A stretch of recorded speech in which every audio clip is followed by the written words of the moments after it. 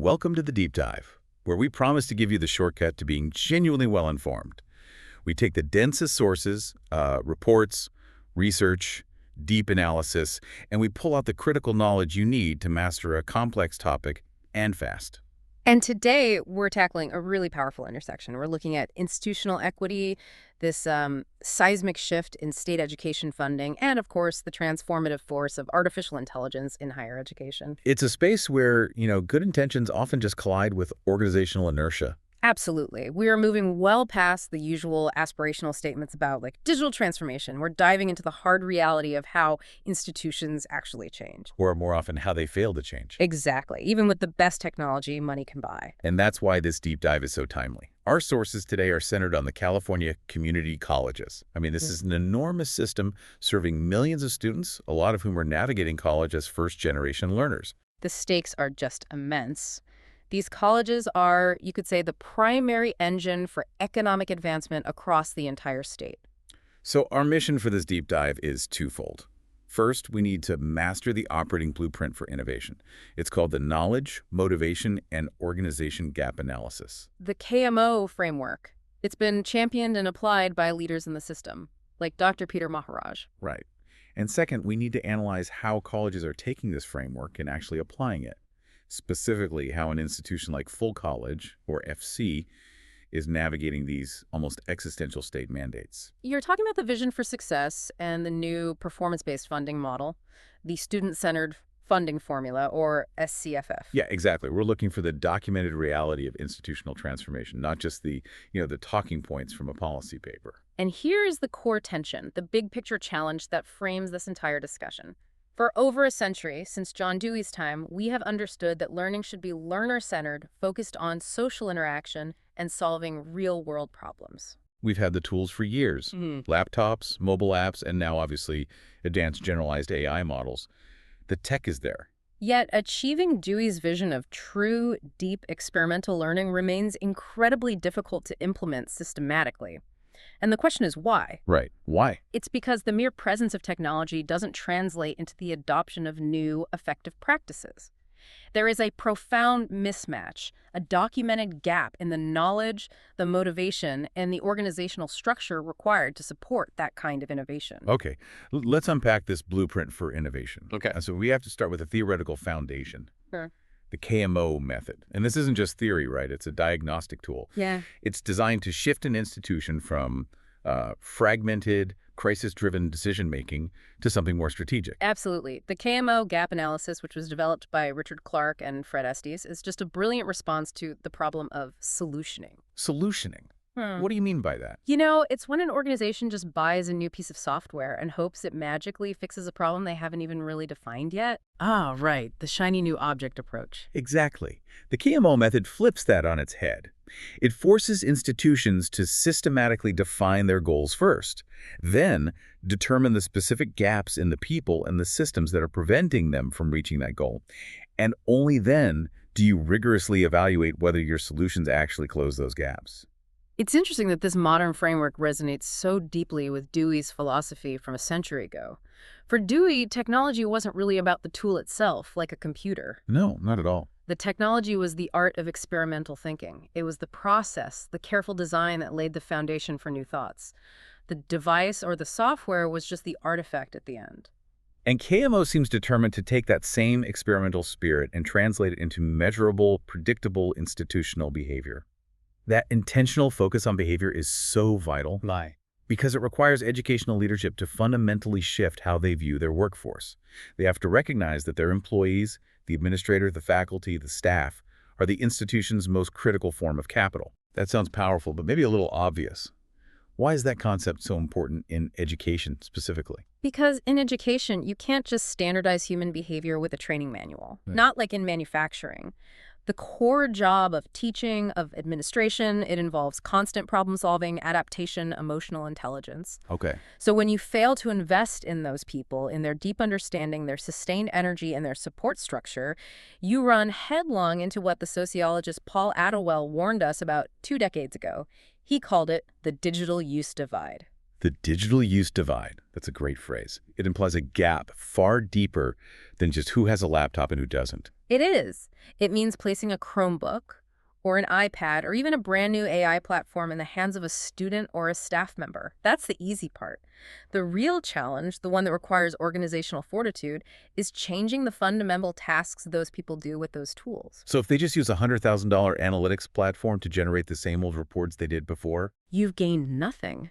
If they don't have the procedural knowledge to use it to truly transform academic advising, the divide remains. It's a huge waste. And I imagine that lack of real-world impact, that gap between what a tool could do and what it actually does day to day, that has to lead to systemic damage. It leads straight to demoralization. The sources cite this EdSurge finding that really challenges a common management assumption. You know, the idea that if a faculty member struggles with new tech, they just can't hack it. Right, that it's a skill problem on their end. But the reality is often the opposite. These are highly capable people forced to operate within systems that are dysfunctional, contradictory, or just lack clear procedures. This leads not to mere burnout, but to genuine demoralization. And the KMO framework is explicitly designed to fix that dysfunctional system, the organizational road conditions, so we stop blaming the individual driver. Okay, so let's walk through the 3 phases of KMO. Phase 1 is defining goals. This sounds elementary, but it must be deeper than it looks. The sources bring up this provocative question from Seymour Sorensen. What do you mean by learning? That question is the starting pistol. It forces an institution to move past vague mission statements and establish concrete data-driven goals before deploying a single dollar or a single piece of tech. The KMO blueprint insists on 3 specific, aligned types of goals. So you start at the top, the North Star. These are the long-term goals. This is the organizational vision, the ultimate destination, kind of like the institution's profile of a graduate. Exactly. Think of it as the organizational culture statement, like the Design 39 campus aiming to develop life-ready thought leaders who elevate humanity. That's the big, hairy, audacious goal. The aspiration. Then you have intermediate goals. These are the major strategic shifts you need to make to get from here to there. Right. This could mean huge institutional rethinks, maybe introducing competencies at scale, overhauling how assessment is done, or completely reimagining the class schedule to allow for deeper, project-based learning. These are the big rocks you have to move. And finally, day-to-day goals. If the long-term goal is the destination, and the intermediate goals are the major cities on the map, the day-to-day goals are the turn-by-turn directions for this week. Perfect analogy. They have to be concrete, challenging, and relevant to the actual tasks that individuals and teams are doing right now. If a goal isn't clear, doable, and directly relevant to what's on my desk today, it's not an effective KMO goal. It won't change my behavior. So once that clear destination is set, we move to phase 2, determining the gaps. And this is where that brilliant Clark and Estes car analogy comes into play. It's the perfect accessible metaphor for institutional capacity. People, or teams, are like cars. Knowledge and skills, that's the engine and transmission. Does the car have the mechanical ability to do what you're asking? Okay, knowledge is the engine. Motivation, that's the fuel or the battery that energizes the whole system. Does the car actually want to drive? An organization, that's the road conditions, the external barriers. Is there a clear paved path to the goal, or is it a muddy track full of potholes? You've got it. So if you have a staff development day and you spend all your time upgrading the engine, training them on new knowledge, but the employee is running on empty because of low motivation. Or the organizational road is full of broken policies. The entire institutional car fails to perform. You've diagnosed the core issue, and you have to examine all 3 at the same time. Let's break down the knowledge gap further, because this is where so many institutional tech adoptions just fall apart. The sources drill down using Kraftwerk's revised Bloom's taxonomy. It categorizes knowledge into 4 distinct areas: factual, conceptual, procedural, and metacognitive. And it's so easy to focus on the first 2 and completely miss the real blockers. Factual knowledge is just surface-level information, like knowing the names of the new software systems. And conceptual knowledge is understanding the principles, knowing that predictive analytics are strategically important for student retention. Seems like most leaders would have that. Many do. They have robust conceptual knowledge, but that is often completely insufficient. So what's the bottleneck? Where does it get stuck? The bottleneck is almost always a deficiency in procedural knowledge. This is the deep applied knowledge, the skill needed to actually carry out the specific task. It's knowing the step-by-step standard operating procedure for integrating data from the predictive system into their counseling notes. So it's not enough to know that you should do it. You need to know how. Precisely. Knowing exactly when and how to generate the early alert report and knowing who is responsible for sending that proactive nudge, that's all procedural. So for a dean at full college, they might conceptually know that the Civitas platform is important for early alerts. Right. But they lack the procedural knowledge of the 3 steps needed every Tuesday morning to access the Tableau dashboard, filter for specific student populations, and cross-reference that data with the DegreeWorks completion plan to formulate an actual intervention strategy. That is the perfect example. If they miss that procedural know-how, the conceptual knowledge is basically worthless. And the last one is metacognitive. Yeah, and that's the highest level, metacognitive knowledge. It's the ability to reflect on the effectiveness of that procedure and then adapt it. Did our intervention actually work? How can we improve the process for next time? You need all 4 types of knowledge to really drive innovation. So once we verify the engine is working, we look at the fuel the motivation gap. The source we have from Robert Rueda defines this as a goal-directed activity that is both instigated and sustained. And I would argue that in higher education, the sustained part is always the hardest. It is, and it requires 3 critical elements. Okay. Active choice, which is choosing to even engage with the task in the first place. Persistence, staying committed despite all the organizational distractions. And effort, which is exerting the mental energy to keep learning the new system, even when it's frustrating. And the research focuses on 3 really crucial motivational factors that influence that sustained effort: utility value, self-efficacy, and goal orientation. Utility value is paramount in the KMO model. People have to fundamentally understand why this new technology or process matters to their daily job and to the bigger institutional mission. If they don't see the value, they just won't do it, or they'll do the bare minimum. They simply won't sustain the effort. Then secondly, you have self-efficacy. This is about the individual's belief in their own capability, the confidence that their personal effort will actually make a difference. If staff are afraid of failing or they don't believe their individual efforts will succeed because the system is broken, they retreat. Clark and Estes were really clear on that point, weren't they? That confidence in performing a specific task is a huge driver of organizational success. A major driver. And the third factor is goal orientation. This just ensures that individual goals are aligned with the organization's goals. If the organization is laser-focused on student completion metrics to meet SCFF goals, but an individual department is only focused on maximizing its own class fill rates, those conflicting goals will suck the fuel right out of the motivation tank. Which brings us to the road itself, the organization gap. This focuses purely on external barriers and is broken down into cultural models and cultural settings. Right. Cultural models are the soft shared beliefs, the organizational culture. Like, are you cultivating a culture of innovation that embraces risk and rewards problem solving? And cultural settings are the hard, tangible things. Yeah. The visible barriers. Exactly. The policies, the procedures, the resource availability. Does the faculty contract even allow for the release time needed to redesign a curriculum around this new data? Is the IT infrastructure stable enough to support 24/7 access? If the road is full of structural potholes, it doesn't matter how skilled or motivated your driver is, you won't get there efficiently. So KMO is not about blame. It's a systematic institutional diagnosis. And the final piece is phase 3, evaluating progress and results. And this uses a really rigorous 4-level evaluation system.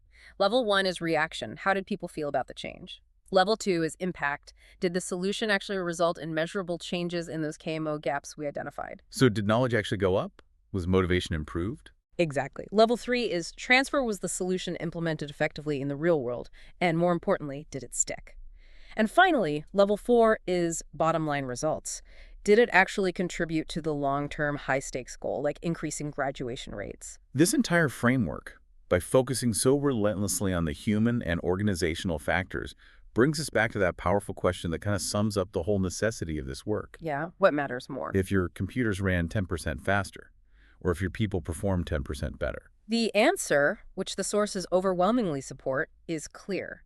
Sustained strategic investment in people, guided by this KMO blueprint, is the only real path to organizational and economic advancement. That philosophical commitment, prioritizing the human over the hardware, that's a really consistent theme in the technology leadership of Dr. Maharaj across California higher education. Whether it's at the San Diego Community College District, SDCCD, or North Orange County NOCCCD, Right. his work consistently frames technology adoption through the lens of diversity, equity, inclusion, and accessibility, DEIA. That's the perfect transition from theory into practice. His work really demonstrates KMO alignment in action. These weren't rollouts just driven by, what's the newest, shiniest tech.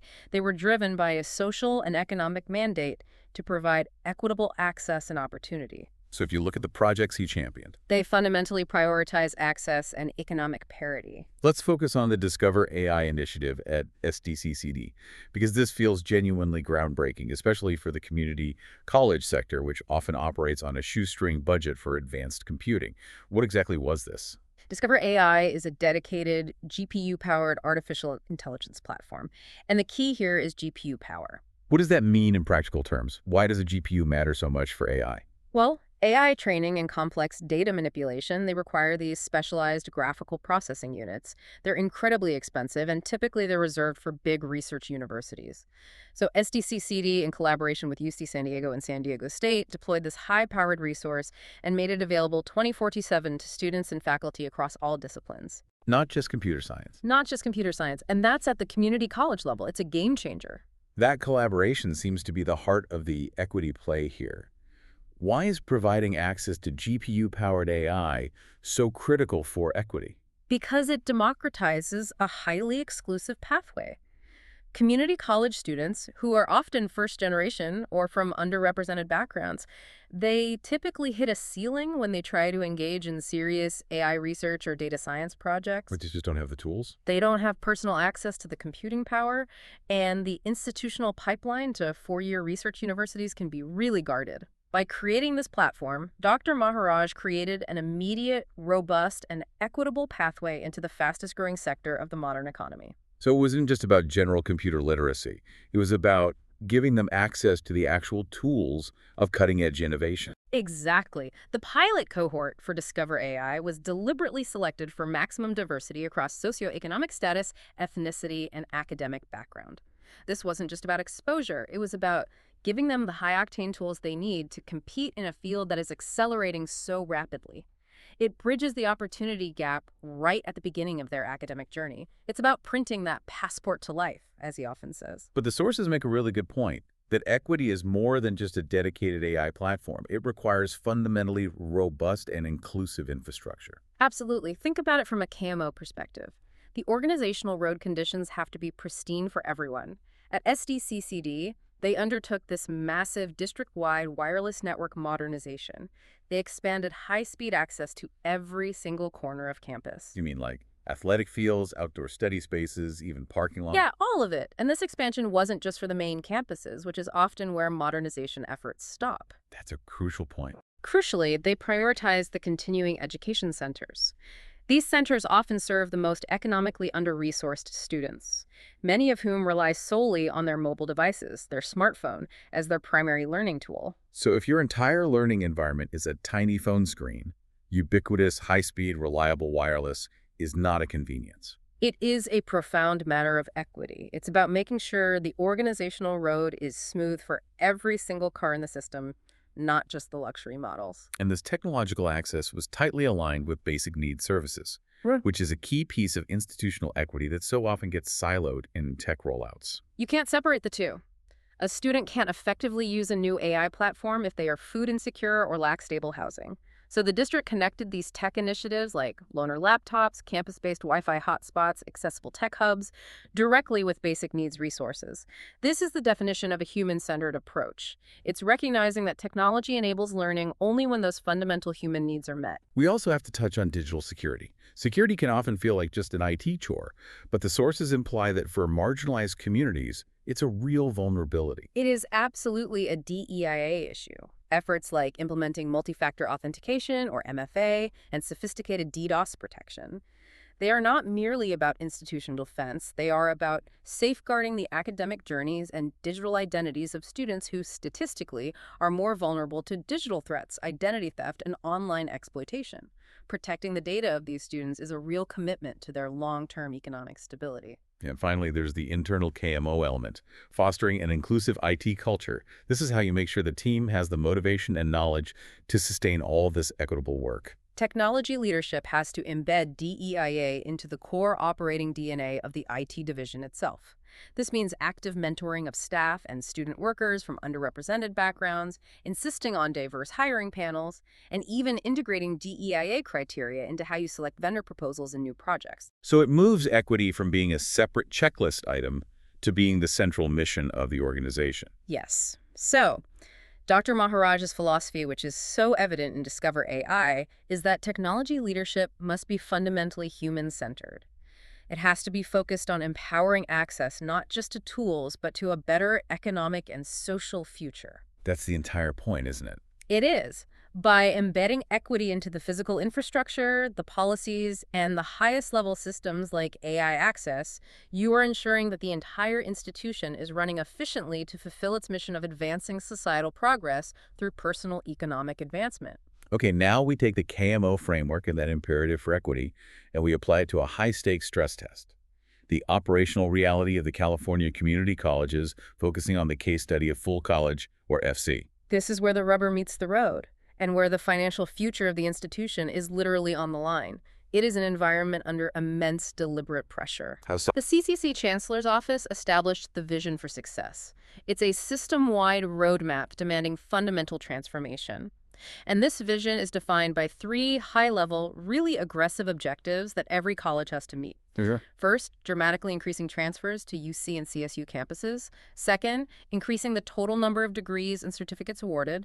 And third, ensuring that programs actually lead to well-paying jobs after graduation. Those are enormous goals. Yeah. But the pressure was amplified by financial instability, right? FDC, the college studied in the research, was facing a significant budget reduction. A huge one. A $4.1 million budget cut between fall 2017 and 2018 because of declining enrollment. That kind of budget hit is terrifying for any college administration. And that financial crisis forms the backdrop for everything else. It does. And this brings us to the most critical policy shift in decades, the student-centered funding formula, or SCFF. We need to explain the SCFF in detail because this seems to be where the organizational panic really set in. Historically, funding for California community colleges relied almost exclusively on something called FTES. Right, full-time equivalent students. You were essentially funded for the number of seats you filled. It measured enrollment. Correct. And the problem with the FTS model is that it incentivized colleges to prioritize simply enrolling bodies, regardless of whether those students actually completed their education or transferred. The SCFF changed the entire DNA of the institution by shifting funding to performance-based metrics. So the state suddenly started funding outcomes, not just enrollment numbers. Exactly. Funding now ties directly to student success outcomes. Course completion, transfer rates, degree completion, and critically specific metrics demonstrating equity among different student populations. This is why it caused panic. If FTC fails to meet these new SCFF measures, they risk financial collapse. The incentive structure went from keep the seats full to get students across the finish line and into a job. A complete paradigm shift. To survive under this new regime, FC set some really aggressive organizational performance goals by spring 2021. The magnitude of the change they were aiming for was significant. What's the numbers? They aimed to increase retention from 85.7% to 90%, increase graduation rates from 36.1% to 40%, and nearly double their transfer rate from 17.1% to 25%. Wow, those are not minor adjustments. That requires a fundamental re-engineering of the entire student life cycle. Which is why they needed technology. And that technology platform was defined as PD8, Predictive Data Analytics, Technology, and Engagement. So how did FEC deploy this P8 strategy to hit those targets? They focused on integrating tools that shifted the institution from being reactive to being proactive. First, they adopted predictive tools, specifically the Civitas Analytics platform. This system uses regression analysis, looking at thousands of data points on student behavior, demographics, and past performance to identify students who are statistically at risk before they fail. So it moves them away from the old model of just waiting for midterm grades to come out? To a real-time, proactive approach. Civitas flags the risk, then the college has to act. Second, they streamlined the path to completion using student journey tools like DegreeWorks, which is an online degree audit system. That gives students a clear digital roadmap of every class they need to take. Crystal clear. They combine this with guided pathways, which structurally reduces the number of overwhelming course choices by grouping programs into meta-majors, making sure students stay on a productive track toward completion. So Civitas tells them who is likely to stumble and degree works and guided pathways tell them how to succeed. Precisely. And third, they radically transformed engagement. They shifted their communication and mobile strategy away from traditional, easily ignored emails and letters to a dedicated mobile app. This allowed for just-in-time messages and push notifications, the nudges, to proactively connect students with counseling, tutoring, and other resources. And they use something called Cranium Cafe. Right, which was a centralized hub for remote student support. It was critical for ensuring that human connection wasn't lost, especially during the pandemic. Okay, that sounds like a comprehensive, well-funded technological strategy. They had the roadmap, they had the tools, and they had the huge financial incentive from the SCFF to succeed. So what did the KMO gap analysis find when they interviewed the college leadership, the VPs, deans, and directors? And this is the critical, almost painful finding. The leadership demonstrated strong conceptual knowledge. Meaning they knew P-Date, Civitas, and guided pathways were strategically important for institutional survival and meeting those SCFF targets. They could articulate the value of the vision. However, they revealed a profound lack of procedural knowledge. Wait, so the executive and mid-level leaders understood the why and the what, but they lacked the how. Isn't that just a failure of, basic management? It's more insidious than that because it involves the integration of brand new complex systems under immense pressure. They didn't fully understand the standard operating procedures needed for effective implementation, adoption, and crucially, integrating the outcomes of these new systems into their existing daily operations. They were still driving the institutional car using the old map, even though they had installed a GPS. That's a great way to put it. Let me give you a concrete example of that procedural failure. Take strategic enrollment management. The deans were very proficient at looking at the old student information system reports to check class fill rates and manage wait lists. That's an old procedure they knew well. Right. But when it came to fully integrating the new systems, like using the early alert outcomes from Civitas to systematically coordinate interventions via the mobile app and Cranium Cafe, that procedural link was just missing. They had 3 separate powerful streams of data, but no defined standard operating procedure on how to merge those findings into one unified intervention strategy. So the knowledge gap wasn't about if technology was important. It was about the missing manual on how to use the technology to transform daily cross-departmental tasks. Exactly. And that procedural breakdown is a serious threat. It means the organizational machinery isn't running at 100%, putting those high-stakes SCFF and vision for success goals and the economic future of their students at severe risk. Okay, if the problem is a procedural gap caused by missing integration processes, the solution has to be an organizational shift, right? And one supported by psychological reinforcement. Let's start by elaborating on that lack of integration. The essential breakdown was the failure to define an institutional recipe. As we discussed, they had all the right ingredients. Civitas could flag a student's risk level, the mobile app could send the nudge, and Cranium Cafe could host the counseling session. But no one wrote the cookbook. Exactly. The research showed that because there was no defined plan to merge the data findings from these individual software applications, they couldn't efficiently identify at-risk groups across large student populations. And they certainly couldn't set timely, standardized intervention procedures that transcended departmental silos. So the technology was purchased, but the process transformation was skipped. That kind of organizational failure must have a devastating effect on staff motivation. It absolutely does, and this connects directly to the motivation gap findings. On the one hand, their self-efficacy, their confidence in management's strategic direction was high. They were optimistic about the P-Date strategy, Right. but the risk of failure due to insufficient training and that lack of procedural clarity was also high. So think about it from a counselor's perspective. If they put in extra effort to enter grades quickly into the LMS for an early alert, that's individual effort. But then they see the alert system fail to produce an actual intervention because of procedural bottlenecks elsewhere. Their confidence and belief in the whole system, their self-efficacy, just plummets. It diminishes rapidly. It's a classic case of the organizational road conditions, the organization gap just crushing the car's fuel, the motivation gap. Leadership needs to constantly demonstrate that individual effort matters. Which leads to the other motivation factor, expectancy value. Right. Leadership needs to continuously communicate the relevance and purpose of the new technology to close that gap. They can't just say, use Civitas. They have to demonstrate how using Civitas efficiently directly enables FDC to meet enrollment targets, satisfy the SCFF, and ultimately improve students' success and the college's financial health. The sources noted a really powerful motivator during the pandemic. The staff felt more committed to supporting students because the new tools like VoIP, chat, video, the mobile app allowed them to continue remote support when all the traditional methods failed.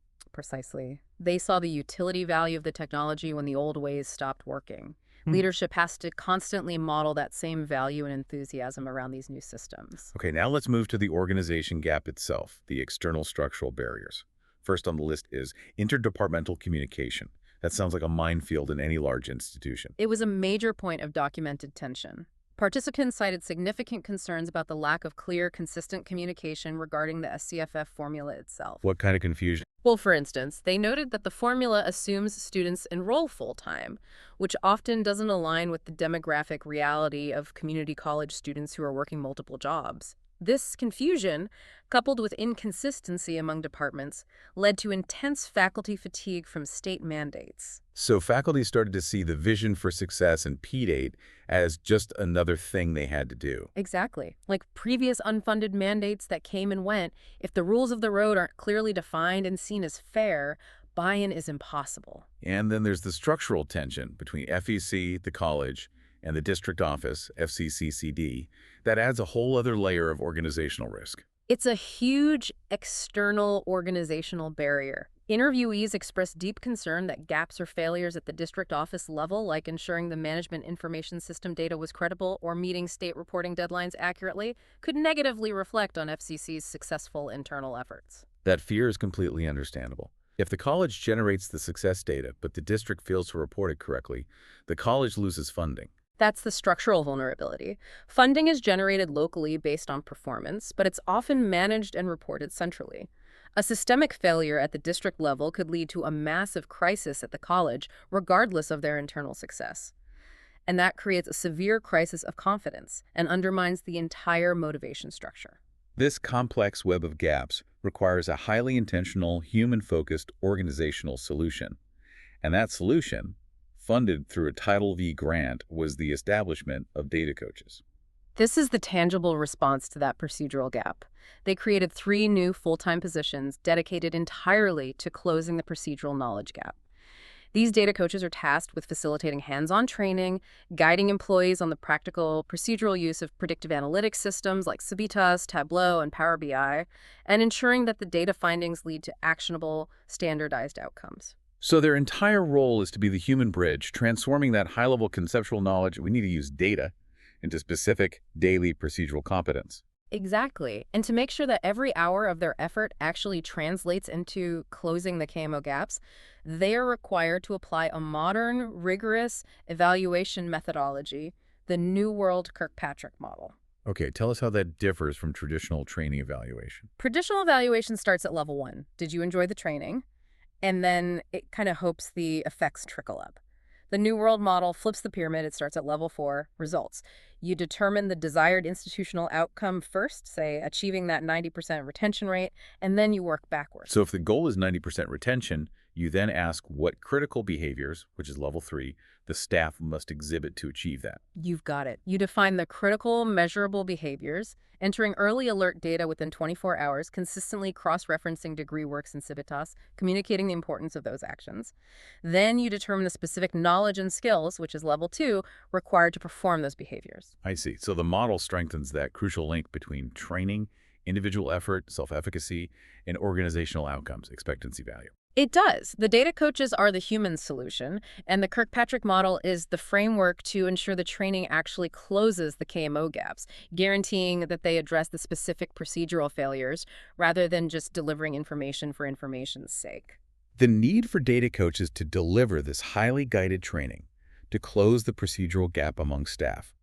It raises a really fundamental debate that applies just as much to teaching students as it does to training administrators on P-Date. Which is? How should new, complex knowledge, whether it's AI integration or advanced chemistry, actually be delivered? This takes us into the core cognitive science that underpins all instructional design. Our sources draw heavily on research arguing against minimally guided instruction. What does that mean? What's minimally guided instruction? It's approaches like pure discovery learning, unconstrained problem-based learning, or general inquiry-based teaching, especially for novice learners. While these approaches are really intuitively appealing, we all love the idea of figuring it out, research consistently shows they are less effective and less efficient. Okay, why does discovery learning, which sounds so empowering, frequently fail when you apply it to someone learning new, complex technical material, like a dean learning a new data analytics system? Because it ignores the structural limitations of the human brain, specifically our cognitive architecture. The core argument rests on the severe limitations of our working memory. That's the place where conscious thought and active processing happen. We need to put a hard stop on the academic jargon here and give the listener a practical analogy for working memory. Think of working memory as a tiny, highly restricted digital stage. It is severely limited in both duration and capacity when you're processing novel information. When we are learning something brand new, a new tech procedure, a complex data model information on that working memory stage is lost in a blink. About 30 seconds if it's not actively rehearsed and processed. 30 seconds. Wow. And capacity. How many new things can we juggle on that tiny stage at one time? For novel information, the capacity is brutally small. Only about 4 elements, plus or minus 1. It's astonishingly limited. Now, compare that to long-term memory, or LTM. LTM is the vast, dominant structure of human cognition. It's where expertise lives. If nothing changes in your LTM, you haven't truly learned anything. The entire goal of all instruction is to permanently alter LTM. And this is where the conflict with discovery learning arises, especially in a high-stakes environment like full college. Precisely. Inquiry-based instruction requires the learner to actively search for the solution, to explore the problem space. And this process of searching places a massive, overwhelming burden, you could call it a problem-solving tax, on that severely limited working memory stage. I see. So while working memory is totally consumed by searching for a solution, It is simultaneously not available to learn. It cannot effectively store knowledge in LTM. so if you throw a complex analytical platform like Civitas at an administrator who is a novice in data analytics, and you just tell them, go figure out how to target intervention groups with this data, They will spend all of their limited working memory capacity just trying to solve the immediate problem. It leads to frustration, failure, and demoralization, the exact opposite of closing the KMO gaps. you've nailed the instructional failure. They are burning fuel, their motivation, and damaging the engine, their knowledge, by demanding an instruction approach discovery that is only suitable for experts.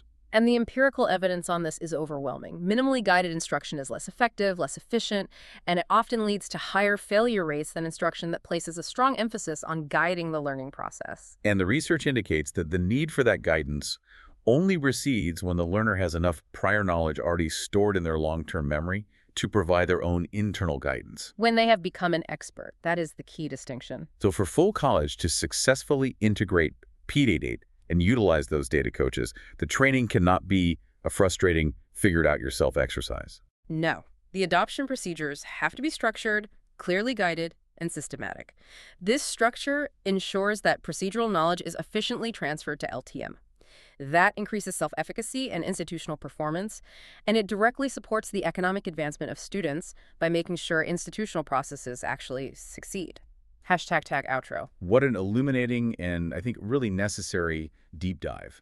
We started with the theoretical KMO blueprint, and we traced it all the way through the high-stakes, real-world pressures of California community colleges facing financial collapse and these huge state mandates. And the central finding is just undeniable.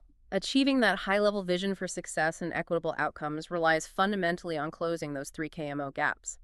For full college, the major operational bottleneck wasn't technology access. They had Civitas, DegreeWorks, all the mobile apps. They had the tech. They had the tech. It was the critical deficiency in procedural knowledge and the misalignment of motivation, which was just being crushed by organizational communication and structural tension. And Dr. Maharaj's leadership philosophy, which is so evident in initiatives like Discover AI, it shows that human-centered, equity-driven technology implementation is crucial for accessing future technologies like AI.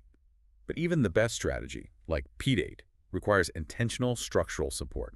Like the new data coaches and that rigorous Kirkpatrick model to ensure new procedures actually stick and successfully close those KMO gaps. So the core takeaway for any organization facing disruption, whether it's AI adoption in your business or a new funding model in your college, is the value of focusing on the individual, the employee as critical capital, and the systemic health of the road conditions. The communication, the roles, the infrastructure, that's so much more important than simply acquiring faster hardware. An educated and skilled workforce, supported by efficient, organized systems, is the passport to success, especially when institutions are tasked with ensuring student persistence and completion for economic equity. And that leads us to our final provocative thought for you to carry forward. Given the critical economic need to increase persistence and graduation rates for students from all backgrounds, which is the entire engine driving the SCFF, what is the ethical imperative regarding how we choose to deliver learning, both to our students and to our employees? Should we choose guided instruction, which is empirically proven by cognitive science to ensure efficient success and knowledge acquisition, thereby minimizing failure? Or should institutions continue to rely on minimally guided instruction, risking failure and demoralization, especially for those students and staff who start with the lowest reserves of prior knowledge? That choice between instructional efficiency and the high cost of failure lies at the absolute heart of EdTech adoption and institutional leadership today.